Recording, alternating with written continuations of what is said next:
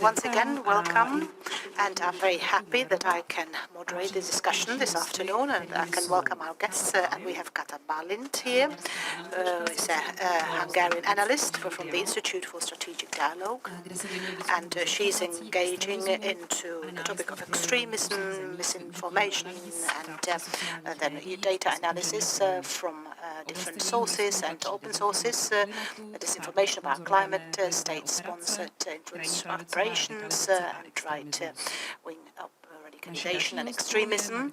And we have Magdalena Klarenbach, who is a researcher in the area of social science, and she's engaging in the NGO sector as well in Poland, where she comes from, and for 10 years she is dealing with ecological and climate education, and her interests are connected with climate change, climate justice and colonialism, especially in the context of Eastern countries. She's the founder and a board member of the Open Plan Foundation, which is an environmental NGO.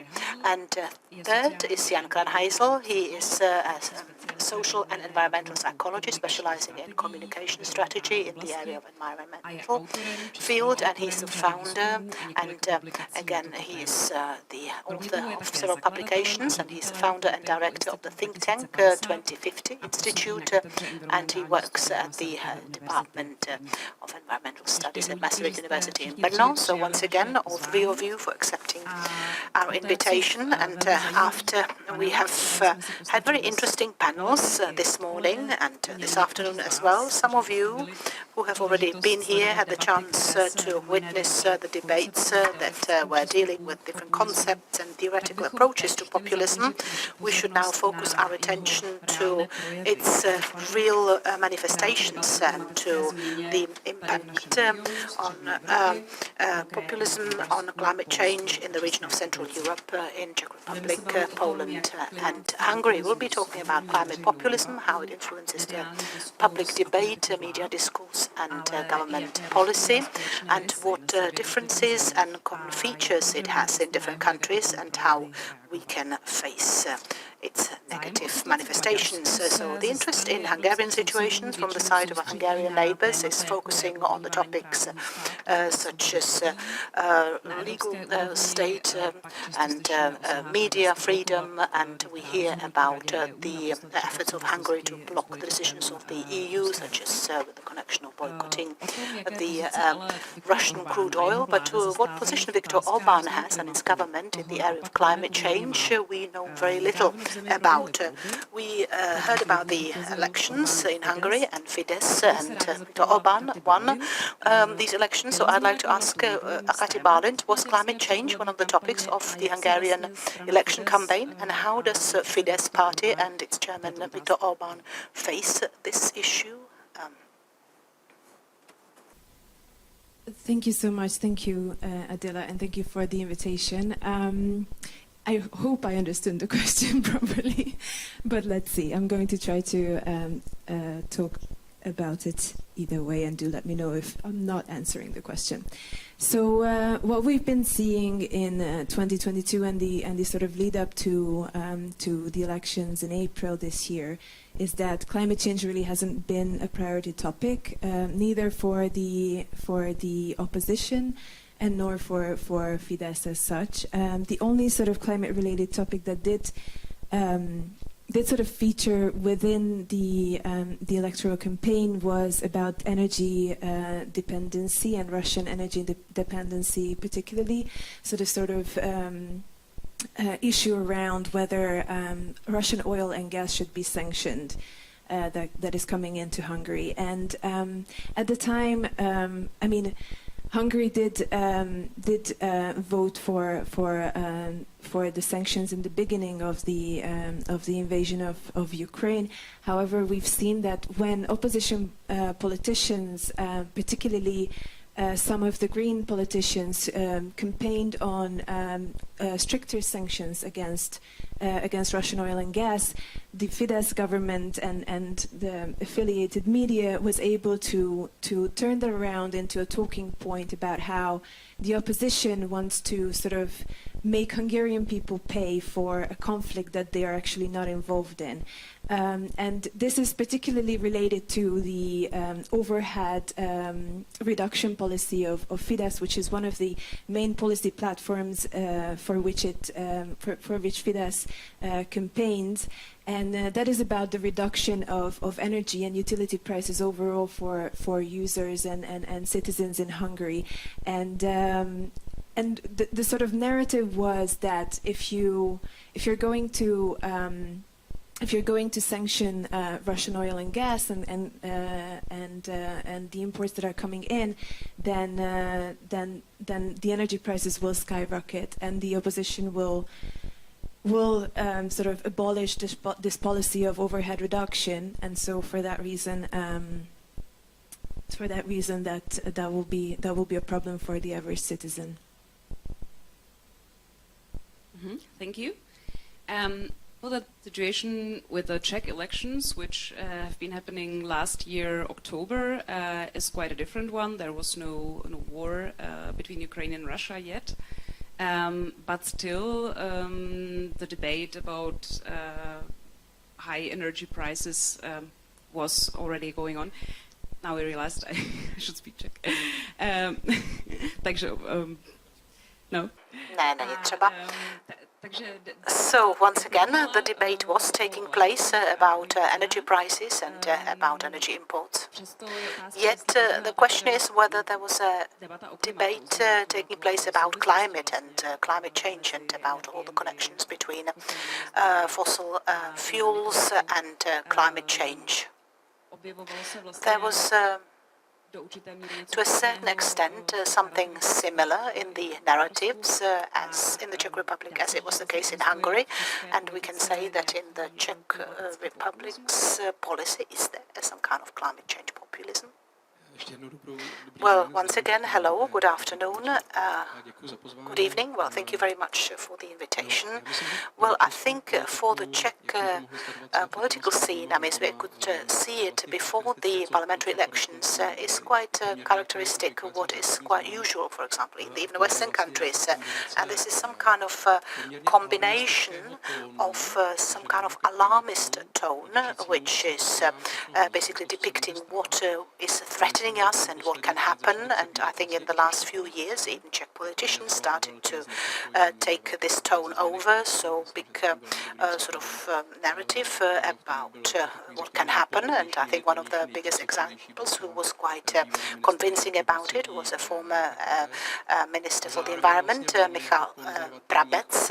And then there is very sort of careful policies, not really willing to change the climate. So give to the masses what they want, so the fears and the worries, but at the same time be very cautious, very reserved when it comes to needed solutions. And I think this was again connected with the fact that until then the strongest parliamentary party was looking for active topics on which they could somehow harvest potential fears or potential worries and potential angers of their electoral group. And one of the topics was fears from the migrants. Perhaps you can remember that there was a fear that they will take your weekend houses away and they will put migrants into it. And another one was Green Deal, which was the Green Agreement for Europe.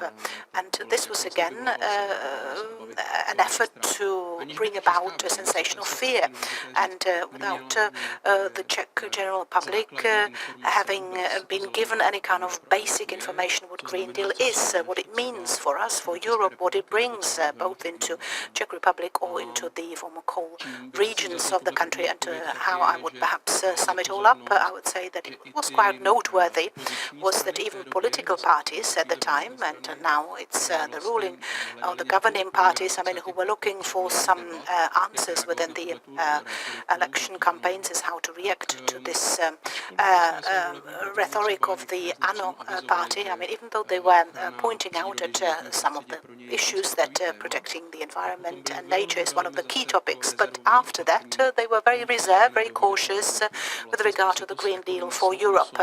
And there was a consensus that Green Deal for Europe can threaten Czech Republic and that we'd have to wait a little bit. And perhaps those of you who are domestic audience here, you know how there was always a big issue about combustion engines, that they will be banned in 2035, which isn't even in the Green Deal for Europe, and it's not even in the 2055, and there is not even mentioned in the Green Deal up to 2035. So we can see that the Czech political representation, regardless of some requirements from the Czech Republic, which we quite monitor, quite detailed, in a detailed fashion, and regardless of their election campaign, they were quite reserved, cautious, or even negative when it came to environmental or climate change policies, which are now coming to this country. Děkuju. A ještě na to ale navážu, protože vy jste sám zmínil tu poptávku voličů, a která se podle vás liší od toho, jak vlastně politici to téma prezentovali, jak se k němu stavěli.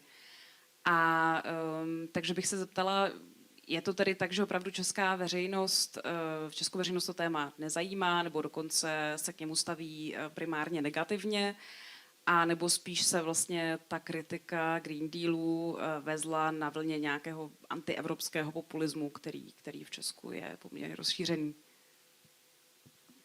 Děkuju, to zní skoro jako nahrávka na smeč. Je dobré si říct, že ty Češi to opravdu vidí poměrně jako diametrálně jinak, než by možná odpovídal našemu odhadu při čtení třeba médií nebo při sledování české politické debaty. Já třeba vytáhnu úplně jeden jako ukázkový příklad, a to jsou energetické otázky a třeba preference pro různé energetické zdroje. Tady si myslím, že se ustálil dlouhodobě takový jako široce sdílený pocit, že Češi jsou velcí fanoušci jádra. Jo? A opravdu, kdybyste se dívali třeba dodat Eurobarometru, tak pravda je, že zatímco celá Evropa odmítá jako v podstatě převážně jádro, tak Češi jsou k tomu méně skeptičtí, méně odmítaví než ostatní. Ale když se podíváte na opravdu nominální čísla, která tam vidíte, tak uvidíte, že ta česká veřejnost se spíše štípe, dělí na těch otázkách jakoby jádra. Že máme zhruba podobnou populaci, která odmítá vlastně třeba výstavbu nových jaderných kapacit, a tu část populace, která to přijímá. Jo. Pokud dostanou třeba otázku jako nucenou volbu, jestli by řešili aktuální energetické problémy spíše jádrem nebo spíše obnovitelnými zdroji, tak ti lidé už se přiklánějí mírně k těm obnovitelným zdrojům. A pokud se ptáme přímo na jak by podporovali třeba větší nějakou podporu jako třeba i dotační a podobně u obnovitelných zdrojů, další výstavbu jako těch zdrojů obnovitelných po republice, tak vlastně tam se dostáváme někam k 75%. Prakticky u všech typů těch obnovitelných zdrojů, ať už se to jedná o solární, vodní nebo větrné jako zdroje. Jo? A podobně jako úplně stručně jenom doplním, že podobně to i u těch klimatických otázek. My máme asi 70% lidí, kteří si myslí, že za prvé česká vláda je těmi věcmi znepokojena méně než čeští občané, těmi klimatickými tématy. Máme asi 70% lidí, všechny ty výsledky jsou zjišťované nezávisle na sebe, ale vycházejí skoro stejně, že Česká republika by měla snižovat svoje emise bez ohledu na to, jestli snižují emise ostatní země, jo? Což zase málo kdo jako čeká a tuší. A stejně tak česká veřejnost je přesvědčena, že by třeba vláda, firmy, ministerstvo životního prostředí, a opět je tam něco kolem 70%, že by měli dělat více v těch klimatických otázkách. Jo. My jsme vydali k tomu podrobný průzkum v loňském roce České klima 2021, které je volně dostupné na internetu, a tam máte i asi 3stránkový přehled nejrůznějších politických opatření, která jsou často diskutována v České republice. Uvidíte, že až na úplné výjimky, které vlastně jsou nějak socioekonomicky ohrožující, tak to česká veřejnost podporuje prakticky všechny ty politiky většinově. Některé až jako překvapivé politiky, například přestat sledovat třeba růst HDP, v tom HDP, ale začít sledovat místo toho třeba kvalitu života. Nebo nějaké podobné věci, které bychom čekali spíš u nějakých, jako, řekněme, zelenějších, radikálně zelenějších jako organizací. Díky za odpověď. Dostali jsme se k postojům veřejnosti a jejich formování. A v tom určitě, ať už se jedná o téma klimatu nebo jakékoliv jiné téma, hraje významnou roli vzdělávání. Tomu klimatickému vzdělávání se v sousedním Polsku věnuje organizace Open Plan Foundation, kterou Magdalena Klarenbach has founded. And I would like to ask her, what was the impulse to establish this organization and how does climate education work in Poland?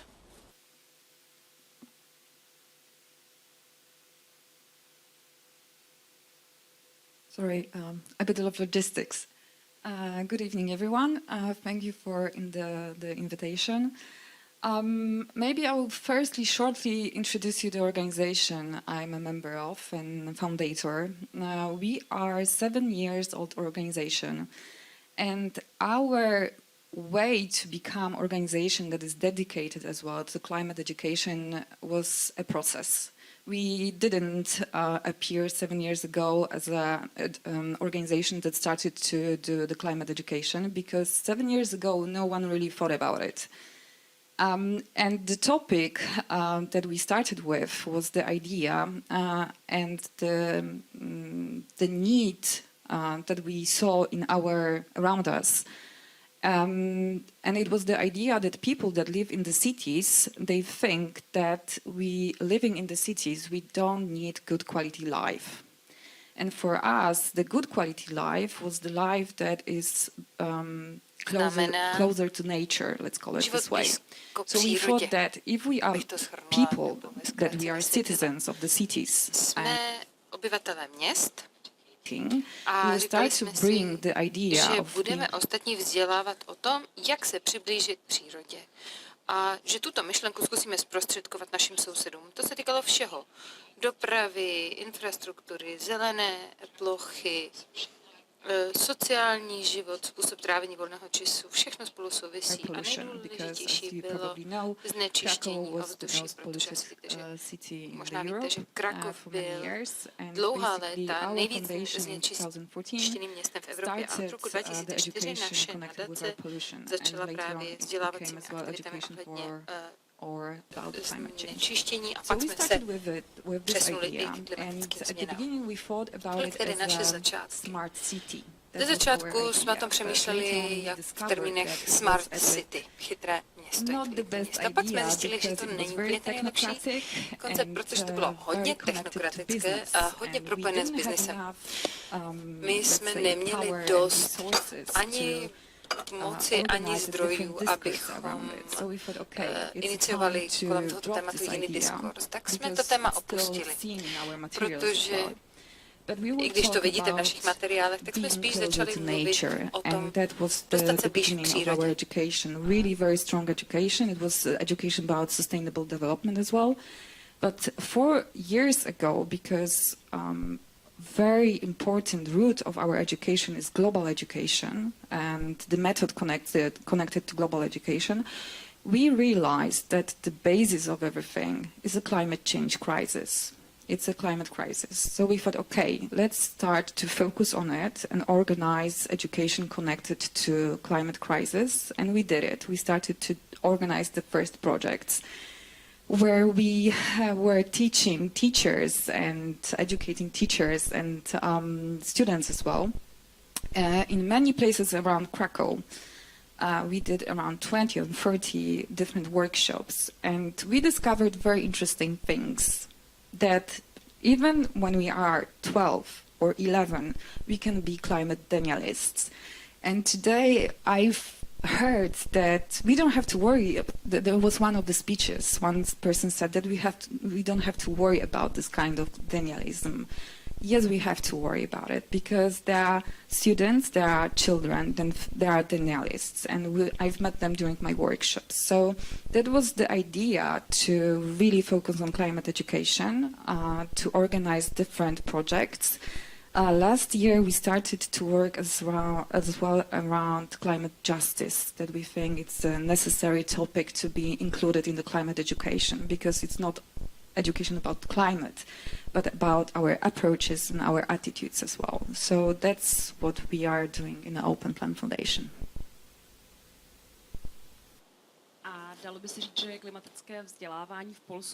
And would you say that climate education in Poland, apart from what you're doing,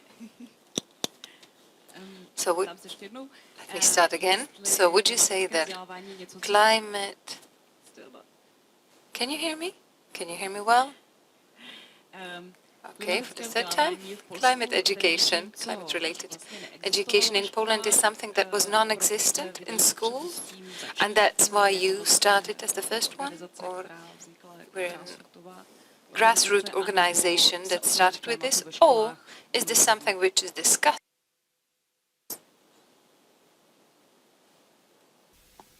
Okay, so officially, climate education does not exist in Poland. It should be exist in 2023 year, because Polish Ministry of Education declared to the youth strike in Poland that in 2013 it will be in Polish curriculum. So I am waiting with my deep breath for that, because I think the time is really so short.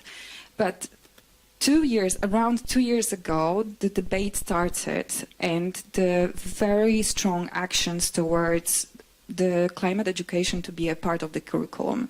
So the effect of it and the declaration of the ministry is something amazing, I must say, if we concern that as a declaration of Polish government. So, but the question is, what kind of education it will be, what will be the standard, and what will be the quality of this education.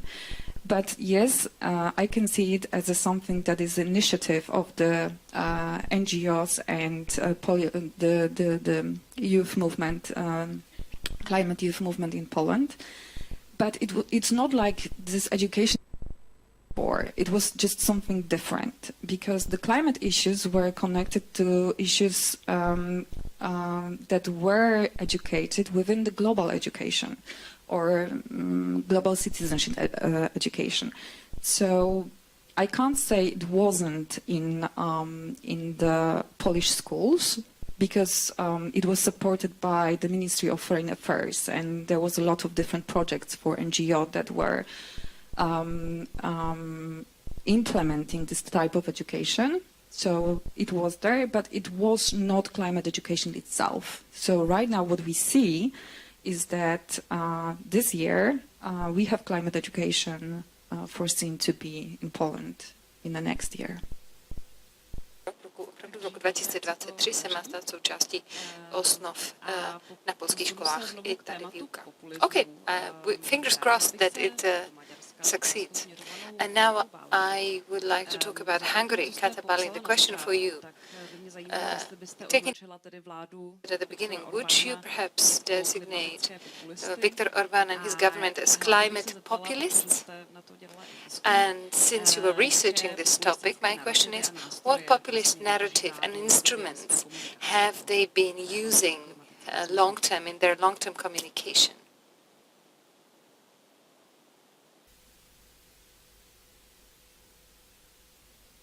Yes, thank you so much. So I would start out with the fact that what I've learned from today's conversations is that no one really knows, or everyone has a different idea about what populism actually is.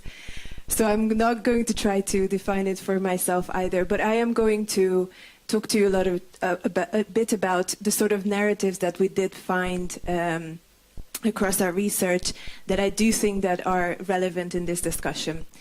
So overall, I think that it's worth noting that over the past couple of years, even when we've seen a lot of sort of amplification of the conversations around climate across the world because of Fridays for Future, because of Extinction Rebellion, because all of these grassroots organizations, we have seen a slight increase in conversations around these topics as well in Hungary, but it's still not a major topic of focus for the government, and it probably won't be in the future, but we can discuss that later on.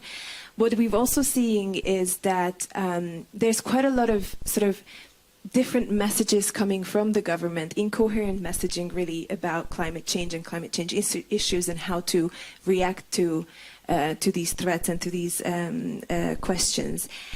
For one, we've seen a type of skepticism based on economic argument, something along the lines of, you know, we're just a small country, we're not the main polluters, it shouldn't be our economy that has to bear the burden of climate change mitigation.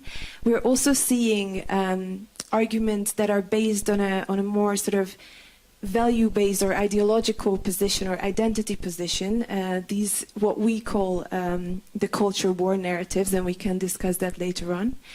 And then we've also seen that in the beginning, specifically in the beginning of 2020, the end of 2019, so after the local elections in October of 2019, we've seen a sort of experimental turn towards green politics from the government. And partly, I mean, this is just me assuming and thinking, but I do believe that it could be part of the realization that Fidesz has a hard time reaching young voters and young people. And for young people, climate has become, especially in 2019, a leading topic, an issue that they care deeply about. So we do see that in 2020, especially in the beginning of 2020, in January and February, conversations around climate and Orban giving speeches on the climate plan of Hungary has really become a topic of interest. What we've done with our research is we didn't look specifically at the communication of the government, but what we did is looked at government-affiliated media in Hungary, which I guess in this room I won't have to really explain, but do let me know if I do, and then I'm happy to do that. And we've collected data, Facebook data, from national and local media outlets, as well as pro-government influencers over a 2-year period, starting from 2019 until 2021. And I think some of the narratives that we've seen here are very relevant and related to the arguments that I just mentioned from the government. And I'm going to lay the 3 narratives out, and then we can discuss further the other ones that are more sort of on the culture wars related area. So one of the sort of, as I said, the economic argument was not a particularly prevalent argument in these 2 years from or in governmental media, but we did see that there are these posts and there are these messages that emphasize the responsibility of European member states, of other countries, major polluters such as China, Brazil, India, as well as multinational corporations, and that they should be the ones who actually bear the burden of climate change mitigation. And there's this idea of sort of, it shouldn't be poor countries, it shouldn't be us having to deal with this, it should be the rich countries. And the thing is that, of course, there is something to it, right? And there's maybe some truth to it as well. But at the same time, what we're seeing is that there's a sort of deflection of responsibility here within this narrative, which is quite problematic. Then the experimental turn to green politics in the beginning of 2020, actually the second most common, something's happening in the background. I see some people laughing, but that's okay. So I'm going to try to make it interesting enough so that you don't have to focus on this. So the second most prominent narrative actually that we've seen over the 2 years that we investigated was this idea that Hungary is actually a climate change champion, that we've already done our deal, and it shouldn't be us because we're okay, we're already champions. We've done what we've had to do, and a lot of the times these posts would, think or sort of frame national and local initiatives from the government, as well as Fidesz politicians and local municipalities led by Fidesz politicians in a positive light. And overall, the idea of this is that Hungary doesn't do the talking, Hungary does the action, which is probably also a relevant narrative in this sense. And the last one that, again, is probably a less prevalent narrative, but we did see it occur in our sample, is this idea that nature conservation and green politics is inherently a Christian, conservative, right-wing value, and that we should focus on on this because of that. Why I think that's quite interesting is because we did see, and especially in 2019, that there are specific organizations and foundations with a green agenda being founded in Hungary, most of the times with leaders who are very close to the government. So there could have been a sort of, I believe that if the pandemic didn't happen, it could have been that that Fidesz takes a more progressive, or not progressive necessarily, but a more green stance on things. And just one last note on this that I wanted to mention, and I might not be on the same page with you on something, which is climate denialism as a sort of narrative or a strategy isn't really a thing anymore. We haven't seen, it was less than 1% of all of our sample where we've seen like hardcore hardline climate denial and sort of denying the science behind climate change. And this is actually something that we see across different geographies, across different contexts, that we're no longer really talking about climate denial as such. It's not a strategy anymore. It's more about climate delayist messages. And what we're seeing is that a lot of sort of disinformation actors, extremist actors, conspiracy actors and groups and movements, all of these are moving to these climate delayist messages instead of hardcore climate denial. Díky moc. Zeptala bych se na Krajhanzla, jestli by je tak mohl možná nějak reflektovat, co tady zaznělo o Maďarsku. Reflect what has been said in the Hungarian context. Are there any similarities or any differences? And then to the question with regard to emotions and moral values when we talk about climate, which of course is very closely linked with the narratives. And of course populists, as we know, can work with emotions and moral values, and they can really handle them very skillfully in order to mobilize their fans and their supporters. So how does it manifestate in the Czech Republic when we talk about climate protection? Well, I think I would be reflecting my thoughts aloud. So one thing that has really struck me was a great degree of Czech Republic and Hungary, great deal of similarity, even though we are quite similar. We are a fossil economy with quite a strong economy, even though we have the narrative here that we are a small country and we can't do anything on our own, and that the Czech emissions are fairly negligible. And I think in the Czech Republic it has a very much a bit of a sour note to it. I mean, hopefully we have conveyed the message, because we are in a situation when the Czech Republic in per capita is the third largest producer of greenhouse gases, and worldwide is in the third, amongst the third highest polluters. I mean, we have Kata and Saudi Arabia ahead of us, and Great Britain, India, China, Germany, when we see per capita, they are behind us. India, for example, fivefold or fourfold. So we are not really as small as we think, and even when we have some calculations, what were the historic emissions of individual countries? I mean, of course, we don't have exact data there, but according to the estimates, the Czech Republic would be in top 5 in the world per capita, because Czech Republic is historically seeing one of the most industrial countries in the world with the longest industrial tradition. So the cumulated emissions that we have emitted into the atmosphere and that are now causing this.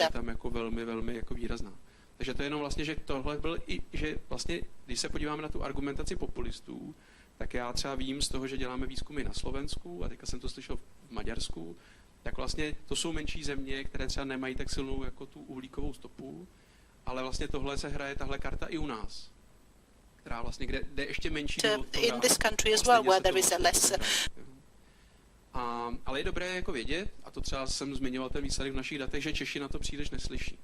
že byť je tady ta snaha ze strany populistů, tak vlastně, jak jsem říkal, 70% české veřejnosti vám řekne, že máme snižovat své emise bez ohledu na emise regardless of the emissions that are produced by other countries, which I think is quite an encouraging result. And when we go over to these cultural wars that we have heard of as well, when I look at the dynamics of this debate, in order to have some cultural war, we have to have two sides to it. I mean, it's not caused by one party on its own or one side on its own. And it's not just the story about the populists, but I mean, I think it's a story about us as well in the area of climate change movement or environmentalist movement. For example, in focus groups, we can see when we ask the people what comes to their mind when I say climate change, and one of the most frequent associations is climate change means drowning icebergs or polar bears. So, of course, now we have gathered here as people, I mean, who have university education, universalists, people who do care about certain species all around the world. So, of course, it is grabbing us by heart. But just imagine somebody from the steelworks coming home from their afternoon shift, I mean, absolutely shattered from their work in the steelworks. I mean, what does a polar bear mean to him? I mean, is it an interesting topic or valuable topic for this kind of person? And I'll skip the absurdities as well. The global change, climate change and global warming has a symbol polar bear. So if you think about it, it's very similar. What George Marshall said, I mean, if we had with global cooling a symbol of camel, I mean, just subconsciously it works very strangely into our minds. So we have, in a long-term basis, the Czech environmental climate change movement has talked about the thawing icebergs. But how many icebergs do we have? About rising level of oceans. I mean, how many oceans do we have here? Or, for example, endangered kids from the third world. I mean, these are very important topics. And with all this, I mean, it's absolutely, our heart is bleeding. But how inclusive topics are they for a wider Czech society? So this is the first note. Second note is, let's see how much room in individual messages of the climate and individual sort of climate change movement. They tell about the description of how the planet is warming and how terrible it will be, and how much we talk about the actual solutions, about the energy transformation, what we need to do, what should be the steps. And now I can see the situation is improving. I'm very happy for that, but in a long-term basis, we always talked about the problem, and about the problem yet again. So now when we have these focus groups discussions and we ask the people, we see that the people tell us it's a huge problem, government should do something about it. And when we ask them, but what specifically do you think the government should do in order to achieve carbon neutrality? And of course they think about it, and then they say, well, we should perhaps sort out our recycling, or we should plant more trees. And I mean, this is their way how to achieve carbon neutrality. And now, of course, when you have people who are too scared, I mean, who have no idea, who have absolutely no hint about what the solution should be, then you have populists roaming around. Budou s těma lidma recitovat, že to je problém, že to musíme strašně řešit, ale budou strašně jako bezzubí, úplně jako vlastně rezervovaný v těch nějakých opravdu jakoby razantních řešení. Vlastně stačí přijet s programem, my těm lidem měníme ty kotlíky a my uděláme nějaký zateplení a pár solárů dáme na střechy a vysadíme nějaký stromy, že jo, samozřejmě a tak. A vlastně jakoby ten český volič jako nemá pocit, že by teda to bylo nějak jako zásadně málo, nedostatečný, protože ta česká debata pořád ještě řeší ty lední medvědy, anebo ty hladiny oceánu, ale vlastně strašně málo se tady vede debata o tom, co je potřeba udělat v energetice, v dopravě, v zemědělství. To prostě tady vlastně z té české debaty zásadně jako vypadá. Basically, to be done in agriculture and everywhere else. I mean, and therefore there is a very much of a breeding ground for cultural war, because the climate activists talk about problems and about challenges, and populists basically whisper to those people, and how about your wallets? And I mean, what do you choose? I mean, if you choose between polar bears and your wallets, what do you choose? And of course, this is what we see. The result then is the political representation. Well, from this we could derive and say that the solution could be a more informed, more enlightened public, so that they would require from the politicians more action-orientated steps and solutions. And of course I come back again to the solution of climate education, and I would like to ask Magdalena, Klarenbach, do you think that that could be the way how to go forward, that education could somehow bridge the gap between the not knowing and the lack of knowledge, and between the populist solutions that are irrelevant?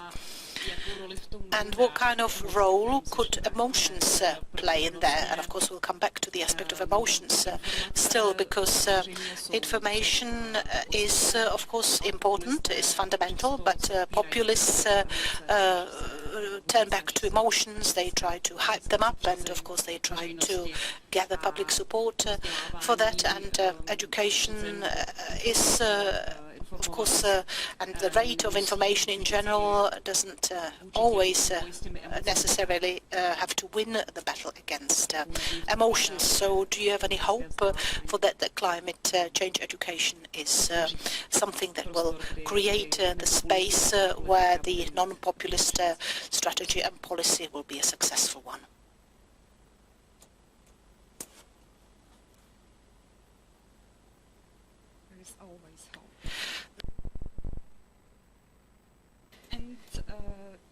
Ano, já si myslím, že vzdělání může být řešením. Ale vždycky, když přemýšlíme o tom, jestli by to mohlo být řešení, tak se musíme zaměřit na to, jaká jsou kritéria dobrého klimatického vzdělávání a jaké kompetence nebo jaké cíle v oblasti klimatického vzdělávání, jaké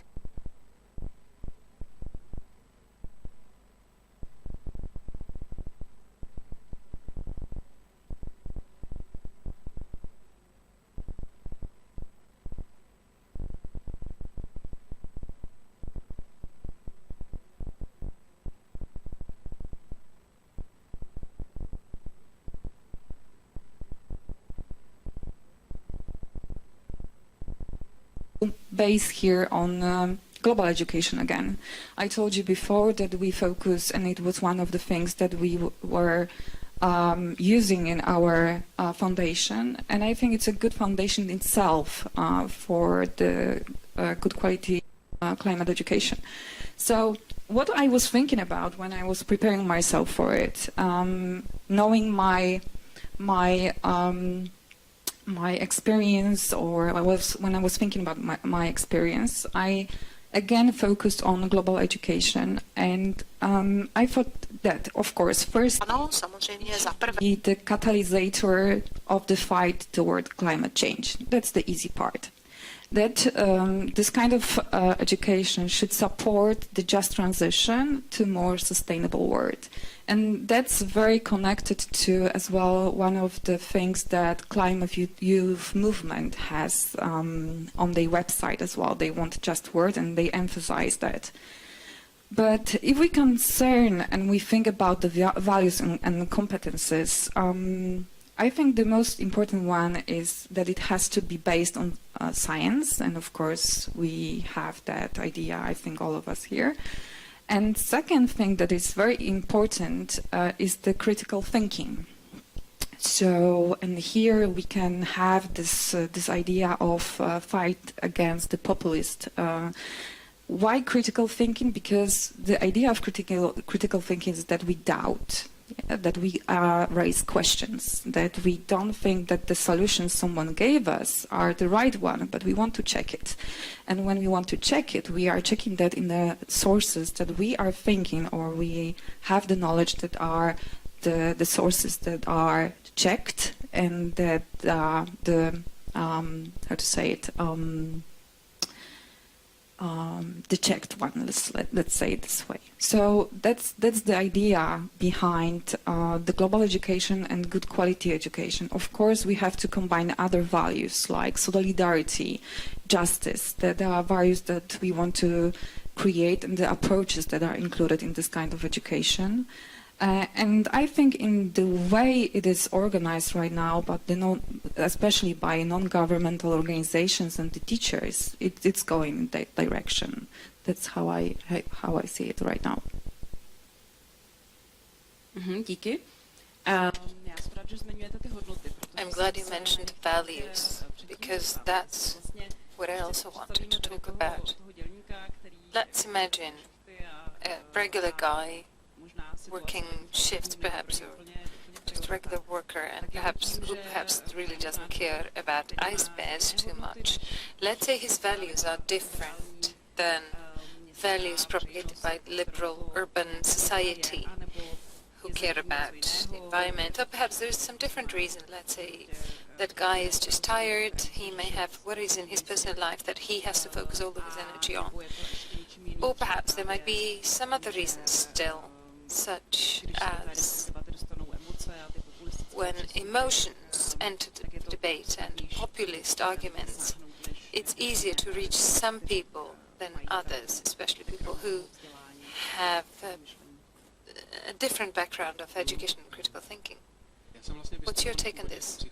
Well, my background is in psychology. I'm a psychologist, and I have been looking at these topics from the viewpoint of sociology and psychological environmental studies. So we have to look at what we are offering to people in the climate discourse that we have. We bring terrible news actually. We bring terrible news about what is happening to the world and what will continue to be happening. We are ruining their worldview, their prospects of some safe and quiet old age and the future of their children. So that reach is quite deep in a person. Sometimes we might evoke feelings of guilt. They are responsible, co-responsible as well. And so, how much support do you get when you try to use that, evoking feelings of guilt? Does it inspire support by those that you approach with this strategy? No. What we want from these people is to cut back, let's say not use the airplane, eat less meat, don't use their car. And I'm not saying we're doing all of that, but that used to be the discourse that we kind of pushed and hammered into those people. And what do we offer in exchange for all of these horrors? Let's say I am perhaps a victim of the climate movement. I haven't used the airplane for 16 years. What do I win? What do I get? Good feeling. Not much more. Nothing else, actually, just a good feeling. So we are facing global disaster. I have children. I would love them when I haven't eaten meat for 17 years and haven't used the airplane. I don't even drive a car. I would love my children to live in a better world.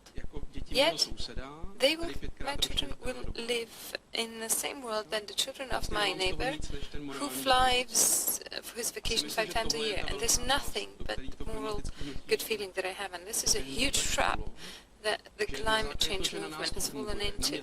So the fact that this kind of approach changes my behavior, we believe that you can approach like this to the miner, to the worker, to the regular guy, an average guy. And by the way, we want to take away his job or something. It's not just that. Marie Lacová, PhD student, leads one-on-one discussions with these people, and for them it's, for example, nostalgia, it's a deep melancholy, some deep roots. Their brother, father, grandfather used to do the mining work. For me, gender studies, for example, that's fascinating, that it's part of their male identity. They would never go into a factory and produce chips, because they are the real guys, the real men who do their mining job. So you're taking away all of this from them and want to exchange it for a good feeling that they're protecting icebergs, because we don't have anything else. We don't have any better perspective. Even if we succeed, they will still have to cut back. Even if you had a magic wand that would start climate change protection in a coordinated way, starting tomorrow, and there won't be less flooding and less heat and less drought, even if the whole world jumped on the bandwagon and on the boat and started climate change.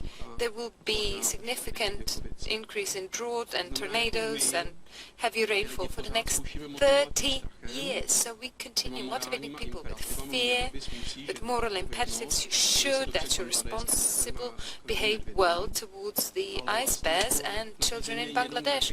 But what do we offer in return? It's being like a scout or being the good guy. And that only appeals to a certain small percentage of people. I'm not saying it's bad, I'm just pointing out to the limitations of such an approach. You cannot persuade all of that, because most people can be better approached and persuaded by types of people like populists such as Babiš. I often need a psychologist. I often cannot separate information from emotions, and it is very, very important to come into a village, let's say in Moravia, Silesia, and explain them, you're not doing that for global thing and for the global greater good. No. How will decarbonization make your life here in the region better, even though China has emissions threefold of that of the Czech Republic, even if Russia and Putin don't give a damn about it? In what ways will decarbonization improve life in the Moravian and Silesian region? And that's key. That's how you need to communicate, because if we cannot communicate like this, then right-wing populists will always be miles ahead of us. Because for them, environmental protection, that's something that's good to do, that's a moral thing. We are kind of protecting traditional way of life, landscapes, some deep forests and our national mountains. That's a great way to marry that with nationalism. But how about protecting the general climate or world climate? Nor Kaczynski nor Orban will make that step towards global protection. So I would just kind of forget about the global view, a global perspective with the general public. No, just go approach the people and talk about what this brings to Kopřivnice, Ostrava, whichever city, town, village in the Czech Republic, what decarbonization brings to them, what profits, and that doesn't have to be just economic benefits, but other benefits as well.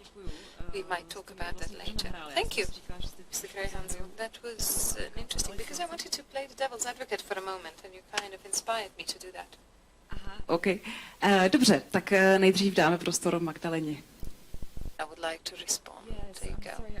Pardon, já bych chtěla něco... Part of my question and I forgot to answer it, so I apologize. And so two things about the emotions, students and climate change.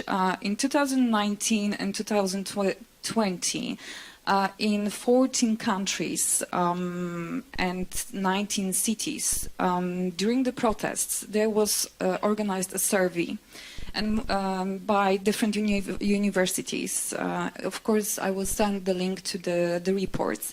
And the question about emotions was one of the questions that was asked to the participate of the climate youth protests in those different cities. And I know it will not be a surprise, but the negative emotions connected to climate crisis were the most important one, the relevant ones. But what is very interesting, if it comes to education,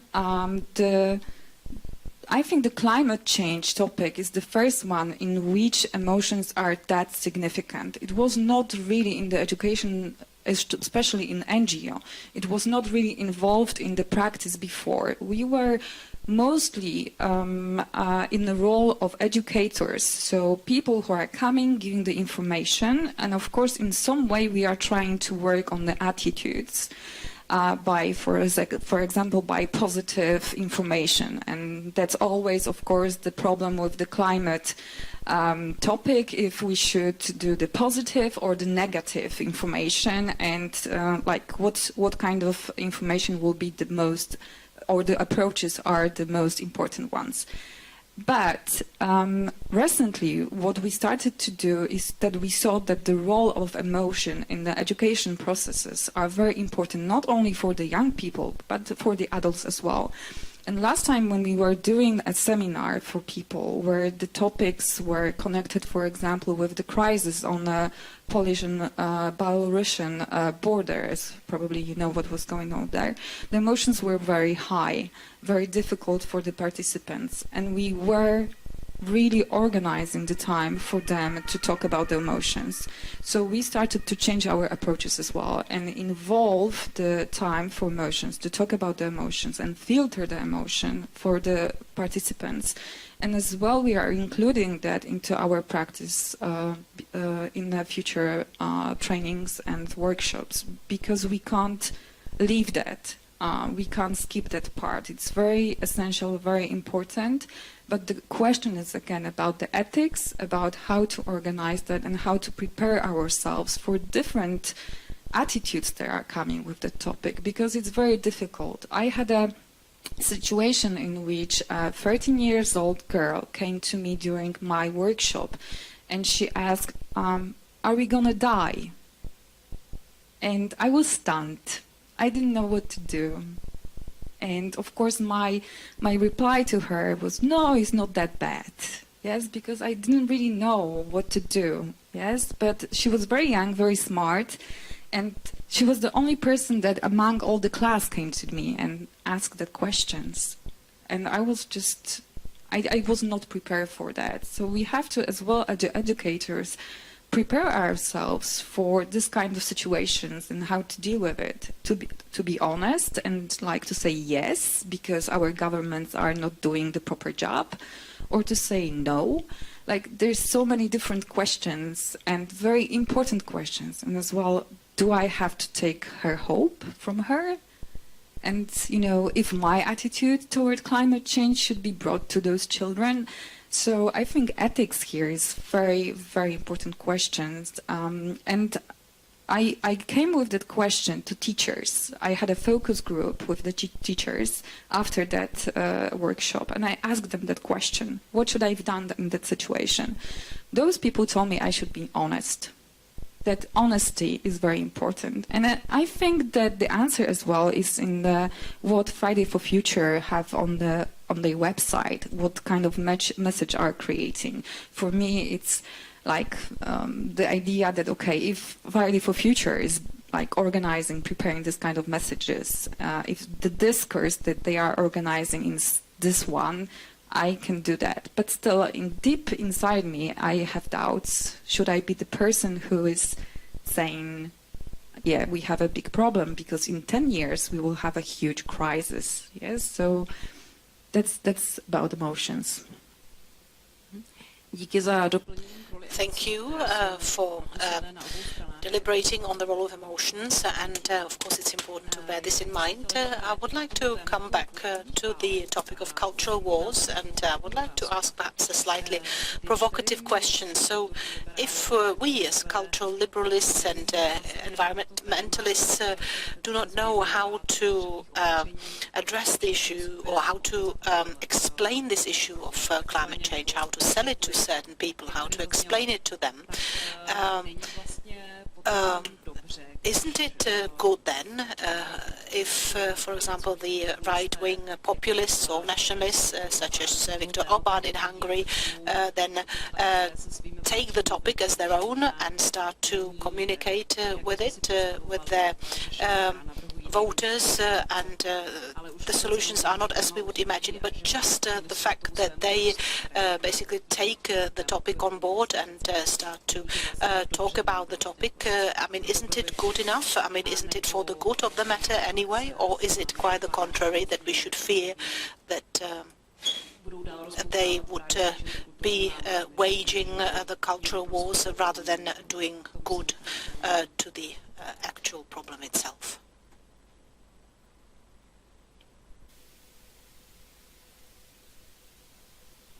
Yes, thank you. So, so I do believe that it could have potentially be a positive outcome if that is the sort of direction they would have taken, even if it's just about communication and not necessarily about policies.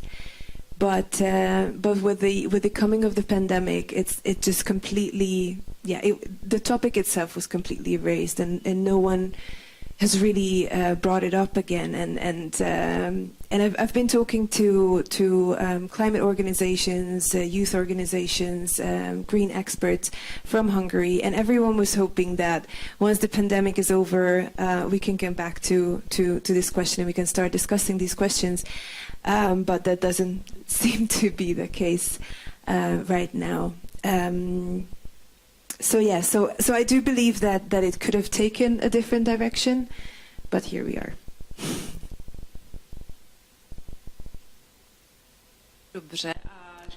And perhaps to the culture wars, to what extent do you think that the topic of climate change is subject to culture wars in Hungary, where on one hand you have the government, or perhaps you have the government somewhere in the middle? Can we perhaps perceive it in such a way, or does your data support it, your research, that this is a topic that has become a topic of culture war? Yeah, so what we've seen, as I said, there's been like different types of messaging around climate change overall from the government, and there were certain politicians that were particularly sort of pushing very detrimental messages around the topic. But, you know, like I think in sort of the Hungarian information space, the most malign messages really do not come necessarily from politicians themselves or the government itself, but it is sort of spread through governmental media, and specifically pro-government influencers. So if you think of, you know, Hungarian Tucker Carlsons and Ben Shapiro's, if that says anything to you. So our data shows that all the latest messages that I've been talking about, most of the times, or nearly almost all of the time, were sort of connected to controversial issues, controversial actors, controversial individuals or movements, and it's really been some of the I mean, the thing is that I've been through all of these posts manually. I coded them for the narratives, and the sort of things that you see there is absolutely mind-blowing. It's really detrimental, really harmful messages around climate change. And what we've seen is essentially all of the sort of climate-related posts, 37% of them were sort of what could be either classified as sort of culture war narratives or culture war messages, or messages that are attacking, for example, Greta Thunberg, or the climate movement in general. And within the culture war sort of messages, what we've seen is the usual topics that keep coming up, some of which have sort of a history in Hungary, such as, for example, migration or LGBTQ issues and rights, or women's rights, you know, family values, or bans. Government has been fairly strong on sort of advertising itself as a family values government. But we also see some like imported narratives. For example, Black Lives Matter came up quite a lot in 2019, especially for a country that doesn't really have anything to do with Black Lives Matter as a movement. Very interesting finding was that the posts that specifically attack climate movements, and specifically youth movements like Fridays for Future and Extinction Rebellion, they were less than 5% of our sample of climate-related posts, and yet these were the most shared posts on average. So it does seem to indicate that the sort of narratives, the sort of messages that are antagonistic towards the climate movement, as well as Greta Thunberg, and also against the EU politicians, EU member states, these all seem to find an audience online. So these do seem to be spread by people, specifically on Facebook. And overall, just a sort of general finding is that while we've seen that the sort of messages that raise awareness around climate change, the impacts of climate change, the ones that are reports on, issues, local issues that can be connected to climate change. In terms of volume, they are on the same level as delayist or culture war messages, but the culture war messages or these delayist messages on average were shared 6.5 times more than the ones that are raising awareness about the consequences of climate change. So I think that in and of itself is a very interesting but also very concerning finding. Yeah.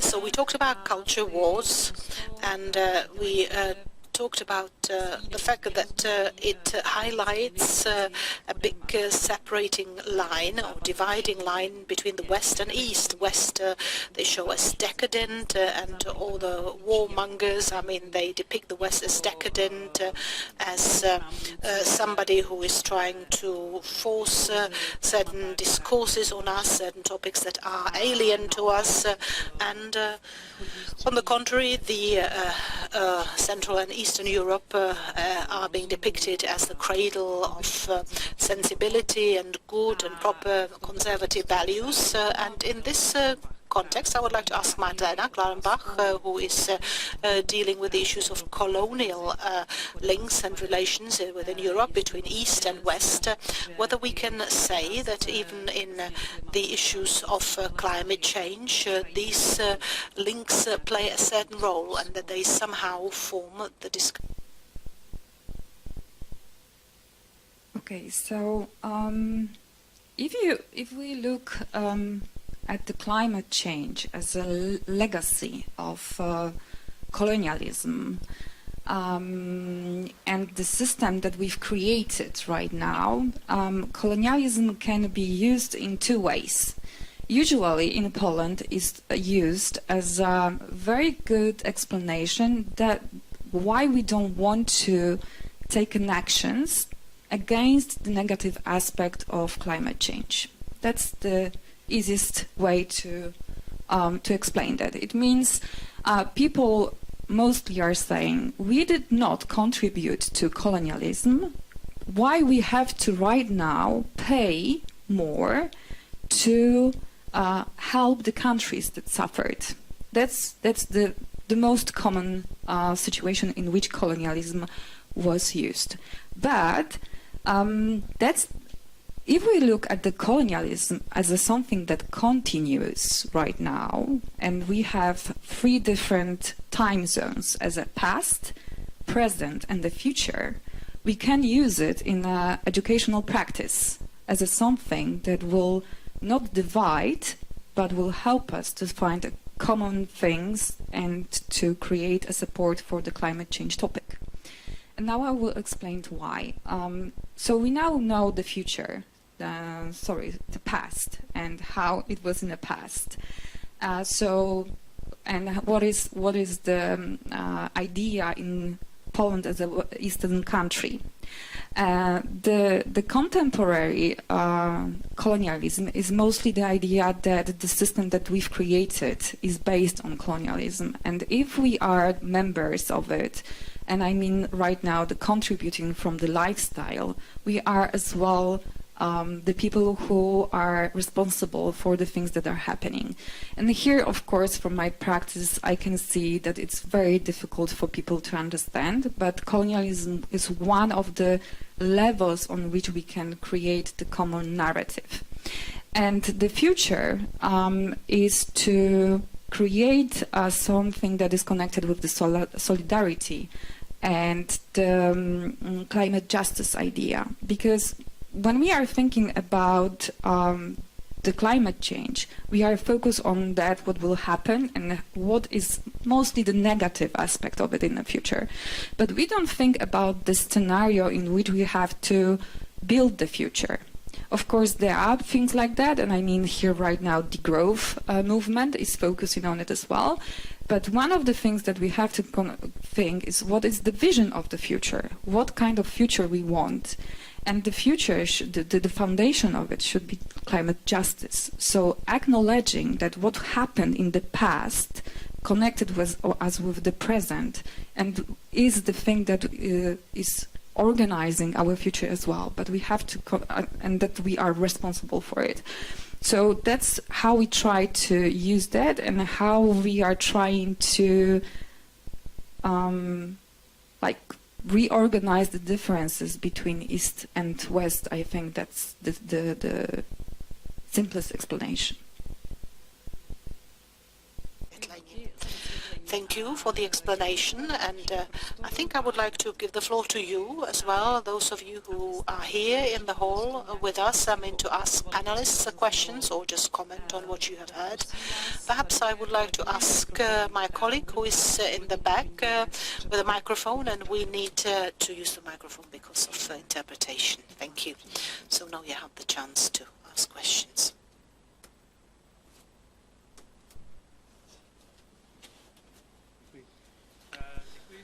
Thank you. Thank you for a very interesting panel. Just one question. I mean, it's a fact-based question. Could you perhaps state your opinion on what is the institutional capacity? What is the capacity of your countries, of your governments, and of your institution to carry out the climate protection agenda? How to basically transfer the findings of the EU into the general practice? Because we can see sometimes in the Czech government that the Prime Minister Babiš was worried that the Ministry of Ecology didn't really listen to him because, I mean, he's like following the EU agenda, but to what extent are our countries able to, in a qualified way, implement the policy of the protection of the environment? And what Mr. Krajhanzl was saying, well, perhaps it could be, or whether it would be possible to use something what was used in the discussion about the peace movement, which of course became a little bit profane, but I mean it was here, and it was claimed that you can think globally but act locally, or the other motto was it was about a global village. So again, basically interconnect the local with the global. So could somehow one of these discourses be streamlined in such a way? Because, I mean, these movements were quite important and they caused some changes in the West, but, I mean, of course, there was some kind of experience with this already. So, thank you. So perhaps, well, because there was one question directly to Jan Krajhanzl, I would like to give the floor to him, and then, of course, if anybody from the two of you would like to react, of course, you can do as well. In terms of capacity of the Czech government that you asked about, we see in many agendas that it's very low. In terms of COVID, the way it faces and responds to what is coming is very painful, and its capacity is almost threatening in terms of historic evolution. Also, whenever I have a chance to look behind the scenes and see and take part in projects with the ex-Prime Minister, Mr. Babiš, he may have wished for the Ministry of the Environment to slow down, but he signed for the Czech Republic the Green Deal for Europe and the Paris Agreement, Paris Treaty. And in terms of your second question, I'm sorry, I was teaching for 8 hours and my brain is a bit drained. What was the second question? Can we somehow link our activities to what used to be the peace movement? I'd say yes. It's very important in terms of leadership to continue looking at global developments. There is a lot of encouraging news, such as in China says the goal to be carbon neutral by 2060, India by 2050. But the motto that you cited, I would adapt it a little bit. It's not only that we need to act local, but we also need to motivate locally. So think globally and act and motivate globally, locally. You know what I mean. Act and motivate locally. Okay. So, think global and act local. That was the motto that I was referring to, and now Mr. Krajhanzl added motivate locally. Magdalena, would you maybe like to say something about education? Okay, so if it comes to Polish government, I think situation is very similar to Hungary, but we have, of course, Turów case and justice system case. So the money right now that Poland should get from EU are frozen. And even the situation in Ukraine didn't change that situation. So, but I'm not surprised with it because Polish attitude towards EU is very negative, and of course the field of energy and climate change is one of the fields that is strongly attacked by Polish government. So the campaign against towards EU is very strong, and one of the quite interesting things that happened recently in Poland is a huge campaign, billboard campaign, because a few years ago, before the election, Polish government frozen the prices of energy. So what happened next? We will have huge rises, and Polish citizens are not prepared on it financially. So what happened in February, Polish government organized campaign in which the top 5 of energy companies, they paid €3 million for showing that 60% of the rise is because of the climate policy of EU. Of course, it was not true. WWF, they send that information to the commission that is responsible for this kind of campaigns in Poland. And what they have to do, they have to organize a campaign that will show the proper information, but it was all over the Poland. So if we are asking about the capacity, I would refer to that kind of situation. And of course, every Polish citizen that has a bill in this companies got an email with this kind of information as well. So if I could refer to the local and global idea, it was always one of the things that we were thinking about our educational practice, how to combine those two dimensions. And of course, the simple way is to say that this type of global problems like climate change is the best to be solved and to be acted on a local level. And it very empowers people because mostly people have a problem to do and to deal with such abstract problems like climate change. It's very abstract and difficult for people to understand. So if we empower them and give them the chance to do something around them and give them the ways to do that, it's the most important way, and it really strongly works. And if there was something more, I don't remember.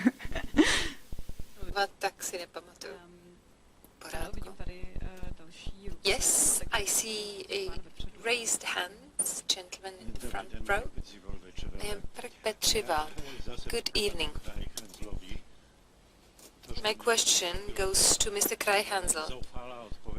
I was surprised by your terrible answer about how to explain the changes that have to do with climate change, that it's not only about the white ice bears. I believe we have examples, not only on the global scale, on what can be done and how we've seen some success and successful cases. Only far from here, 100 kilometers from here, I believe about the the border line between Poland, Germany and, well, Czech Republic today. Hundreds and thousands of square kilometers that have been affected by the small climate change in the form of acid rain. And after 30 years, this is the problem 30 years ago, and now the change is quite visible. Nobody talks about the so-called black triangle. Now they call it the green triangle. So we have successful examples, and we can show them. I was really surprised by a pessimistic view on things, and perhaps if it's such motivational awareness campaign is effective on the local level, maybe we can do it globally. I would like to agree with you, and we can certainly find many successful environmental cases. For example, the ozone layer hole. Yes, but unfortunately, with the climate change, it's a global problem. It's not an issue limited to some geographical small scope. And with the ozone layer we were able to solve it with well-targeted legislation. But this is all about fossil fuels, and if we want to go through these waters of the climate change, we have a much bigger challenge. It is not only about some legislation measures or some discrete measures on one level.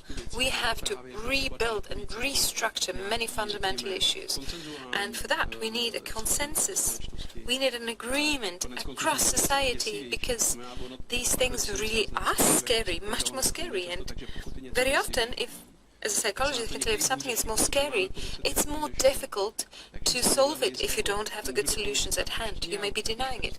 And there is a Czech book, Don't Even Think About It, by George Marshall, also in Czech translation, published by Brno Publishing House. And there are many studies, many research outcomes that are presented in the books why climate change is a atypical example compared to many other examples or many other issues that we're trying to solve in the area of environment. Thank you. And there is a question in the third row from the back. Yeah. Okay. I wanted to pick up on the issue of fear as well, because I'm quite sort of in a dilemma here, because I admire the grassroots work you're doing. And, you know, every little step is worth something or other. But there's a book which is called Losing Earth, which is already not a good thing, calling it that, but he means it. And when you finished reading it, you kind of understand that 30 years ago, yes, maybe we could have done something in a consensual, you know, step-by-step local grassroots kind of way. But we can't anymore. So at the moment, I feel, yeah, it's all fine and well if somebody buys a smaller car, or, you know, we all recycle and all that, but, and we're all aware. But really, we need to start to prepare, don't we? We need to prepare for drought. We need to prepare for the rationalization. We need to prepare for the displacement of hundreds of millions of people. We need to prepare for so many things that scare the heck out of me, because I have children who will, you know, live through all that. And when I see the German Green Party campaigning, you know, and they fail because they suggest a veggie day, or they fail because they suggest to drive slower. I see what they're not prepared to, and what we all don't know is how to handle truth and fear. You know, what your example, you know, how to share that fear and how to handle it, because what we know is we don't need mitigation, we need adaptation, and we don't need less carbon dioxide. We need to, you know, emissions, we need a negative emission. We need to take about half of what we put in there out, and we don't have the technology ready. So, you know, it's sort of, and that dilemma I've been in for like 4 or 5 years since that book and a couple of others.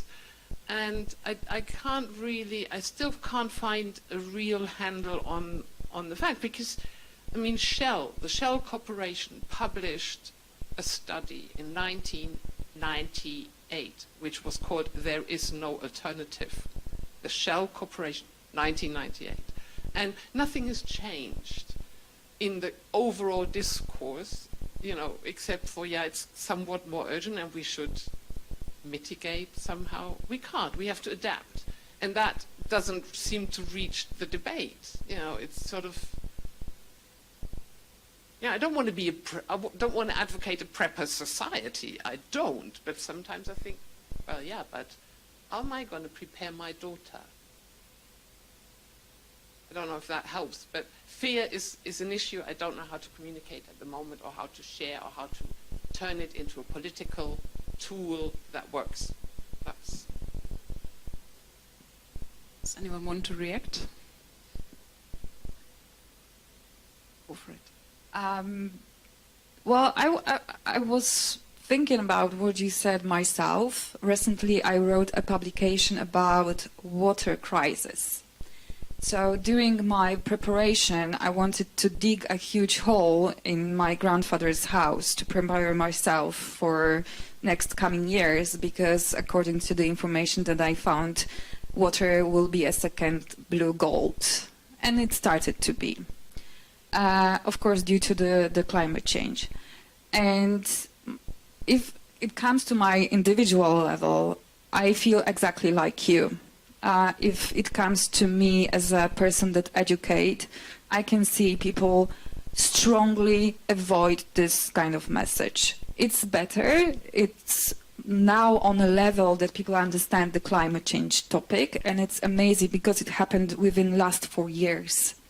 In Poland, the discourse changed really in a dramatical way last 4 years. I don't think there are people who don't know what climate change is. So that's the change. The problem is that we don't have enough time.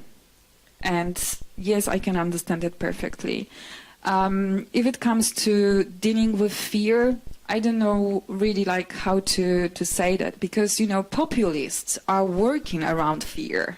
They're building the narratives around fear. So, and it works perfectly in Poland with the refugees and migration problems. So why not this time try to use the climate change? I know it's very hard and ethically immoral what I said, but it's just the question that I raised. So maybe that's the thing that really stopped us with doing that. The ethics and the problem with using this in this way. But I will refer again to what I saw on the Friday for Future movement website. Their message, their video connected to climate crisis is, I think you should all see it yourself. It's not positive. It's not about talking about hope. It's showing the problem as it is, with all the consequences, and with the understanding that it's a human problem and that we caused that. So maybe that's this hope that we are having, the young people, and how they are perceived this information and how they see that. I